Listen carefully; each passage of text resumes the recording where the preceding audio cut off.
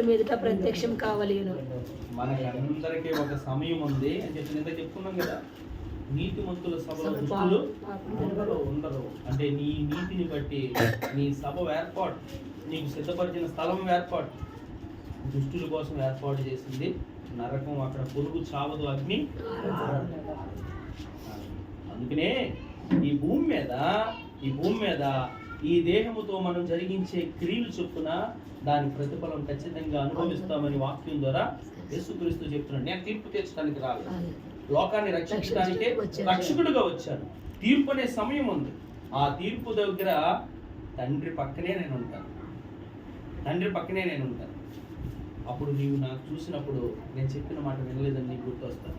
అయినా కానీ ఈ దేహాన్ని నాకు దేవాలయంగా ఉంచకుండా, నేను ఎన్నిసార్లు వాక్యం ద్వారా హృదయాన్ని తట్టిన తలుపు తీయకుండా ఇంకా పైకిల్రా అని చెప్పినట్టే నీ తలుపును లేకపోతే నీ హృదయాన్ని రాయిగా మార్చుకుని ఉన్న కారణాన్ని బట్టి, ఈ దేహముతో నీ ఇష్టానుసారంగా జీవించిన జీవితాన్ని బట్టి, ఇదిగో తండ్రి దగ్గర నిలవబడవలసిన సమయం ఆసనం అయిపోయినగా తండ్రి ఇప్పుడు ఏం చేస్తాడు? తీర్పు తీర్చి. దేన్ని బట్టి తీర్పు తీరుస్తాడు అంటే గనక ఈ శరీరంతో జరిగించిన ప్రతిదనం. చదువు మరొకసారి. ఎందుకనగా తాను జరిగించిన క్రియల చొప్పున అవి మంచివైనా సరే చెడ్డవైనను సరే దేహంతో జరిగించిన వాటి ఫలమును ప్రతివాడు పొందినట్లు మనమందరమును ప్రత్యక్షం కావాలి. ఏ క్రీస్తు అయితే, ఏ ప్రభు అయితే నీ కోసం వచ్చి నేను తీర్పు చేయడానికి రాలేదు, రక్షించడానికే వచ్చానని చెప్పాడు. 2025 సంవత్సరం నుంచి మానవ కోడికి ఇచ్చిన ఈ అవకాశాన్ని సద్వినియోగం చేసుకోకుండా ఇంకా నువ్వు ఈ దేహంతో పాపం అనేది చేస్తూ తీర్పు అనేది ఉన్నదని ఏమాత్రం భయం లేకుండా ఉన్నవారికి క్రీస్తే ఏ సాత్వికుడుగా, ఏ రక్షకుడుగా వచ్చి సువార్త చెప్పాడో, గొర్రెపిల్లగా వచ్చాడు, ఆయనే ఖచ్చితంగా తీర్పు తీర్చేవాడుగా ఉంటాడు. ఆయన ఎదుటి మళ్ళీ మనం నిలబడవలసి వస్తుంది. అందుకని ఈ దేహము దేవునికి ఆలయంగా ఉంటే పర్వాలేదు, ఈ దేహంతో దేవుని గణపరుస్తూ ఉంటే పర్లేదు, ఈ దేహానికి వాక్యాన్ని అవలంబించి వాక్యాన్ని ధ్యానించటము నీవు నేర్పిస్తే పర్లేదు. దుష్టుడి ఆలోచన ఏదో, పాపుల మార్గం ఏదో నువ్వు వివేచించి వాటి చొప్పున నడపకుండా, వాటి త్రోవలో వెళ్లకుండా నీకు నువ్వుగా ప్రత్యేకించుకుంటే పర్లేదు. లేకపోతే ఈ దేవునితో జరిగించిన క్రియలు ఎదుట ఏ సాత్వికుడిగా, ఏ గొర్రె పిల్లగా, ఏ తగ్గింపుగా, పసిబాలుడిగా పశువుశాలలో వచ్చాడో ఆ దేవుని ఎదుటే నువ్వు నిలబడవచ్చు. ఆ క్రీస్తు న్యాయపీఠం ఎదుటే మనము నిలబడవచ్చు. అందుకనే తీర్పులో తప్పించుకోవడం, తీర్పులో ఉన్నవారు మనము యేసుక్రీస్తు నందు తప్పించుకోవటానికి, యేసు ఒకవేళ ఈ భూమి మీద నిరాకరించిన వారికి ఏం జరుగుతుంది కొన్ని మాటలు చెప్పేసి నేను వాక్యాన్ని ముగిస్తాను. చదువుతాం. యోహాను సువార్త 12:48. నన్ను నిరాకరించి నా మాటలను అంగీకరింపవానికి, నన్ను నిరాకరించి నా మాటలు అంగీకరింపని వారికి తీర్పు తీర్చువాడు ఒకడు కలడు. ఏం చేయబడుతుందంట? యేసు ప్రభు వారు చెప్పిన బోధన గాని, ఆయన చూపించిన మార్గాన్ని గాని, ఆయనే రక్షకుడని నమ్మకపోయిన వారిని గాని దేవుడు నిరాకరించిన వారికి ఏం జరుగుతుందంట? తీర్పు జరుగుతుంది. మొట్టమొదటిగా ఆయన్ని నిరాకరించే వారిగా ఉన్న వారికి తీర్పు అనేది జరుగుతుంది. రెండో మాట చదువు. రోమాపత్రిక 7:5. నీ కాఠిన్యమును మార్పు పొందని నీ హృదయమును అనుసరించి ఉగ్రత దినమందు, అనగా దేవుని న్యాయమైన తీర్పు బయలుపరచబడు దినమందు నీకు నీవే ఉగ్రతను సమకూర్చుకుంటున్నావు. నీ కాఠిన్యం అంటే దేవుని మాటను అంగీకరించకుండా ఉన్నందుకు నీ హృదయ కాఠిన్యాన్ని బట్టి నీకు తీర్పు. మొట్టమొదటిగా దేనికి తీర్పు తీర్చబడుతుంది? ఆయన మాటను అంగీకరించకపోతే, ఆయన మాటను ఒప్పుకోకపోతే, ఆయన మాటను వినకపోతే తీర్పు తీర్చబడుతుంది. రెండవదిగా నీ హృదయాన్ని ఎక్కడను కాఠిన్యంగా రాతి వలె ఉంచుకుంటే గనక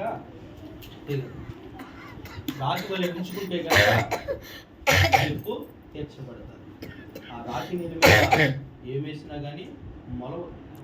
రాతి హృదయము ఎలా ఉంది అంటే గనక విత్తబడిన విత్తనాలు రాతి నేల మీద కూడా పడ్డాయి, కానీ మొలిచే కానీ ఫలించే అంటే వేరు లేదు, రాయి మీద నీరు లేదు, వాక్యం అనేది చెమ్మలేదు. అందుకనే అలా మొలిచి మాడిపోయి వాళ్ళు ఎలాంటి వారు అని చెప్తుందంటే వాక్యం వింటారు, వాక్యం బాగానే ఉంటారు, కానీ అంగీకరించాలి, అవలంబించాలి, నడుచుకోవాలన్న నీడనే వాక్యం వారిలో లేదు కనుక వారి హృదయము కఠినంగా ఉంది కనుక ఈ వాక్యపు విత్తనాల హృదయం అనే పాలములో అది రాత్రి అందుకనే రెండవదిగా ఏం చెప్తున్నట్టే, మొట్టమొదటిగా యేసును అంగీకరించిన వారికి తీర్పు ఉంది. రెండవదిగా ఆయన మాటలను వినకుండా హృదయాన్ని కఠినపరుచుకునే వారికి తీర్పు.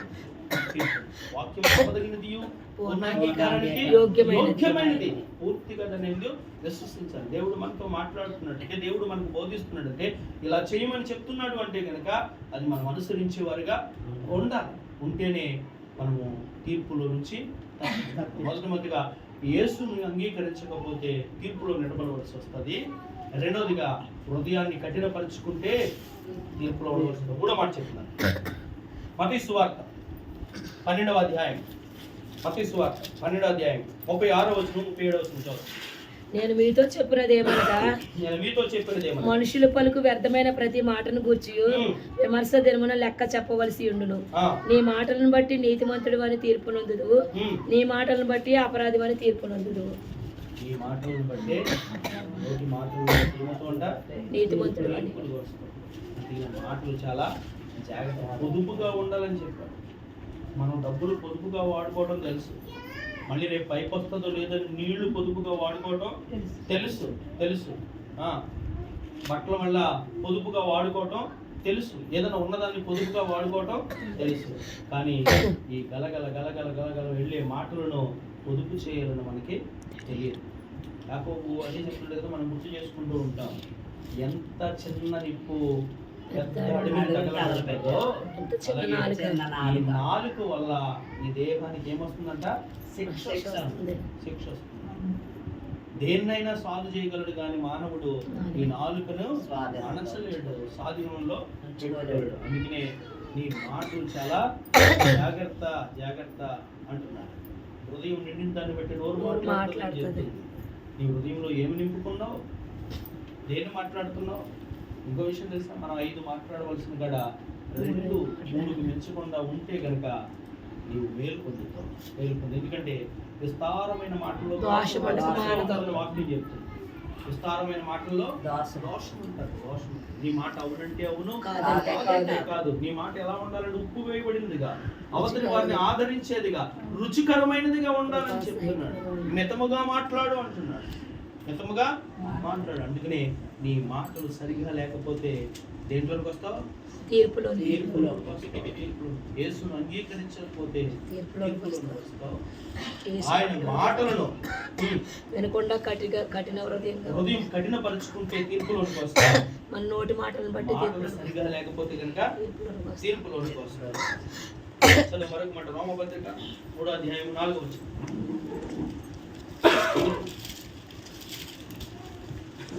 నీ మాటలలో నీవు నీతిమంతుడుగా తీర్చబడినట్లు, నీవు వ్యాజ్యమాడినప్పుడు గెలిచినట్లును అని రాయబడిన ప్రకారం ప్రతి మనుషుడును అబద్ధికుడగును గాని దేవుడు సత్యవంతుడు కాక తేరడు. అది నీ మాటలు నీ వ్యాజ్యాన్ని బట్టి, నీకున్న వ్యాజ్యాన్ని బట్టి ఎక్కడి నుంచి కూడా నువ్వు మాట్లాడవలసిన అవసరమో లేదు. ఎందుకంటే ప్రభు అధికారుల దగ్గరికి వెళ్తున్నావా, లేకపోతే నీ గురించి తీర్చబడే స్థలానికి నువ్వు వెళ్తున్నావా, అక్కడ నువ్వు మౌనం నుండి మాట్లాడేవాడిని నేనే, నీవు కాదు. నీ పక్షాన్ని నేను మాట్లాడతాను ప్రభు చెప్తున్నాడు. మన గురించి ప్రభు మాట్లాడుతున్నాడు. ఈ రోజు వరకు కూడా ప్రభు మాట్లాడుతూనే ఉంటున్నాడు. నువ్వు మారాలని ఇలాంటి కోడికల్లో, సభల్లో వాక్యం ద్వారా మాట్లాడుతూ ఉంటే నీకు నాకు వచ్చే శిక్షను బట్టి తండ్రికి నేటి వరకు కూడా మాట్లాడుతూనే, విజ్ఞాపన చేస్తూనే ఉన్నాడు. అందుకనే ఆయన మాట్లాడతాడు, ఆయన మన పక్షాన మాట్లాడతాడు. మన మాటలు ఎలా ఉండాలి అంటే కనుక ఆయన మాటలుగా రుచికరమైనవిగా ఉండాలి. అందుకనే మాటలను బట్టి తీర్పులోనికి రావద్దు. నీ నోట దోషణలు కానీ, అబద్ధాలు కానీ, సరసోక్తులు కానీ రానివ్వద్దు. నీ సర్వ శరీరానికి శిక్ష తెచ్చే పని నీ నోటి ద్వారా చేసుకోవద్దు. మనకి ఏదో కొంచెం ఆ నవ్వుతాకి బాగున్నాయి అనుకుంటాం, కానీ అది కూడా ప్రభువు తీసుకుంటాడు. అందుకనే మన క్రైస్తవులు, మన విశ్వాసులు మనం వాక్యం వెలిగిన వారము. అందుకనే వాక్యం ఎక్కడ ఉండాలి అంటే కనుక హృదయంలో ఉండాలి. అందుకని అది నిండిన దాన్ని బట్టి నోరు మాట్లాడతారు. దేవుని మాటలతో నింపబడితే నీ నోరు దేవుని మాటలే మాట్లాడతాడు. అందుకనే మాటలు చాలా భద్రం. లేకపోతే మాటలు సరిగా లేకపోతే మనము తీర్పులోనికి వస్తామని వాక్యం చెప్తుంది. 4వ మాట చదువుకుందాం. ప్రసంగి గ్రంథం 12వ అధ్యాయం 14వ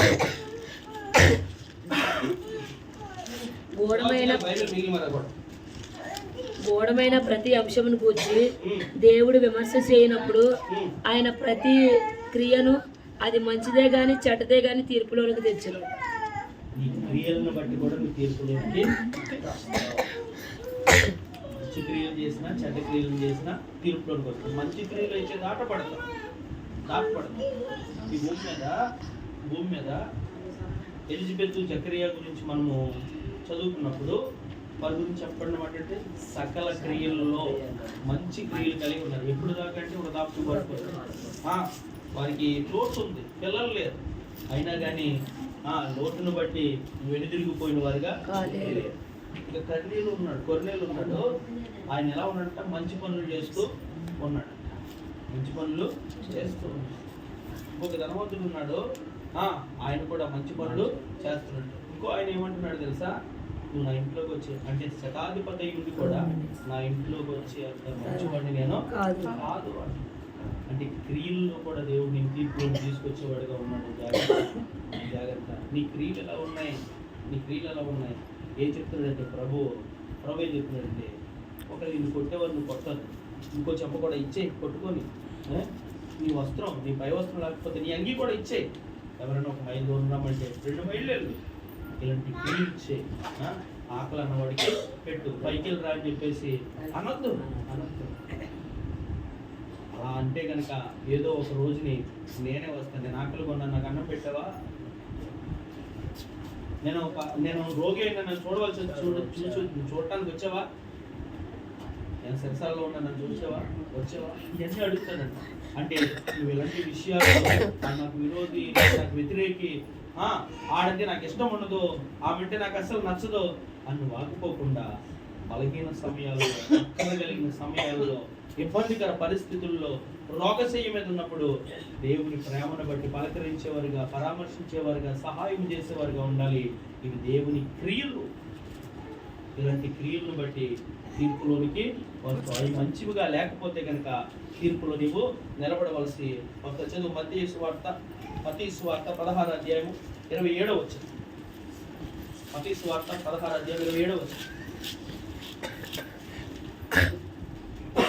మనుష్య కుమారుడు తన తండ్రి మహిమ కలవాడై తన దూతలతో కూడా రాబోవచ్చున్నాడు. అప్పుడు ఆయన ఎవని క్రియలు చొప్పున వారికి ప్రతిఫలం ఇచ్చును. ఎవరి క్రియలు చొప్పున మన క్రియలు బాగుంటే కనుక బడా నమ్మకమైన మంచి దాసుడా, నీ క్రియలు నాకు నచ్చే, ఇదిగో నీకు సిద్ధపరిచిన సంతోషంలో నాతో పాటు పాలి భాగస్తురాలు కా అంటాడు. అందుకనే మన క్రియలను బట్టి కూడా మనం తీర్పులోకి వస్తామని గుర్తు చేసుకోండి. మొట్టమొదటిగా దేన్ని బట్టి తీర్పులోకి వస్తాం? ఆయన మాటలు నిరాకరించిన యేసయ్యను నిరాకరిస్తే తీర్పులోకి వస్తాం. రెండవదిగా ఆయన మాటలను నిరాకరిస్తే, అంగీకరింపకుండా ఉంటే తీర్పులోకి వస్తాం. మూడవదిగా హృదయాన్ని కఠినపరుచుకుంటే తీర్పులోకి వస్తాం. నాలుగవదిగా మాటలు సరిగా లేకపోతే కనుక తీర్పులోకి వస్తాం. ఐదవదిగా క్రియలు సరిగా లేకపోతే క్రియలను బట్టి కూడా తీర్పు తీర్చబడతాం. విశ్వాసం ఉందంటే సరిపోదు, క్రియలు కూడా కావాలి. నేను దైవభక్తి కలిగిన వారిని, లేకపోతే నేను ప్రాంతానికి వెళ్ళే వ్యక్తిని, నాకు దేవుడు అంటే పూర్తి నమ్మకం అని చెప్తే సరిపోదు. క్రియల్లో కూడా చూపించాలి. క్రియలు లేని విశ్వాసం అంటే చచ్చిన దాంట్లో సమానం ఉంటుంది వాక్యంలో. అంటే నీ కార్యాలు, నీ క్రియలు, నీ మంచి పనులు కూడా ఉండాలి.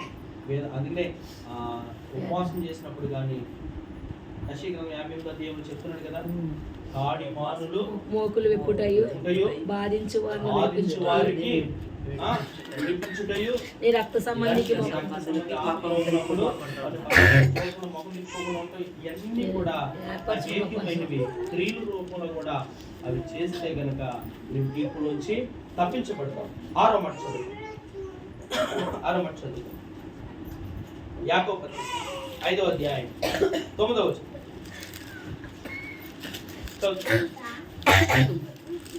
సహోదరులారా, సహోదరులారా, మీరు తీర్పు పొందకుండా నిమిత్తము ఒకరి మీద ఒకడు సనగకుడి.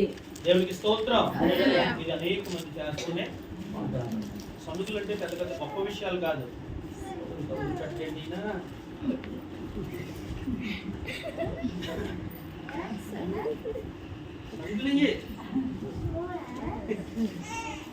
అయిపోయింది అంటే మన వదులుతో చెప్పి కూడా కదా మనమే ఆవిడకి ఇచ్చే ప్రార్థన ఇప్పుడు అవదేవుతాం. అన్నీ ఏంటి? సనుగులు. ఇటువంటి సనుగులు కూడా తీర్పులోకి వస్తే జాగ్రత్త. వాక్యం నమ్మదగినది. అలాంటి తీర్పులోకి మనం ఉండకూడదు. సనుగులు సంశయములు మాని చెప్పండి. కొత్తగా జన్మించిన ఇటువంటి వారిని తీసుకొస్తానండి. యాకోబులో చెప్తున్న మాట 6వ మాట ఏంటో తెలుసా? నువ్వు తీర్పులోనికి రాకుండా ఉండాలంటే విశ్వాసిగా ఉన్న నీవు నేను ఎదుటి వ్యక్తి మీద సనగకుండా ఉండాలి. సనుగులు అంటే అయ్యే చిన్నయే. ధైర్యంగా వెళ్ళి ఏమనలేము. నిలబడి మాట్లాడతాను ఈయన ఏమనేతాడని ఆపడే ప్రసంగమా అంటామా? అనలే. ఎవరి మీద కోపం ఉందంటే లోన్లోనే సడుకులు లోన్లోనే అనుకుంటూ ఉన్నాడు. ఆటలు బట్టి కూడా తీర్పులో తీసుకొస్తాను జాగ్రత్త అంటున్నాడు దేవుడు. ఈ సనుకులు సంశయాలు నువ్వు నూతన పరచబడాలి. సనుగులను బట్టి కూడా తీర్పులోకి చివరి మాట చెప్పేసిన వాక్యాన్ని ముగిస్తా. రోమపత్రిక 2వ అధ్యాయం 11-12 వచ్చిన చదువు. దేవునికి పక్షపాతము లేదు. ధర్మశాస్త్రం లేక పాపం చేసిన వారందరూ ధర్మశాస్త్రం లేకయే నశించెదరు. ధర్మశాస్త్రము కలిగిన వారే పాపం చేసిన వారందరూ ధర్మశాస్త్రానుసారంగా తీర్పు నొందుదురు.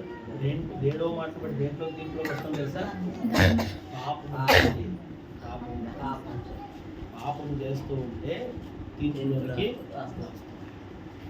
ఇంకా పాపంతో మనకి సంబంధం లేదు కదా.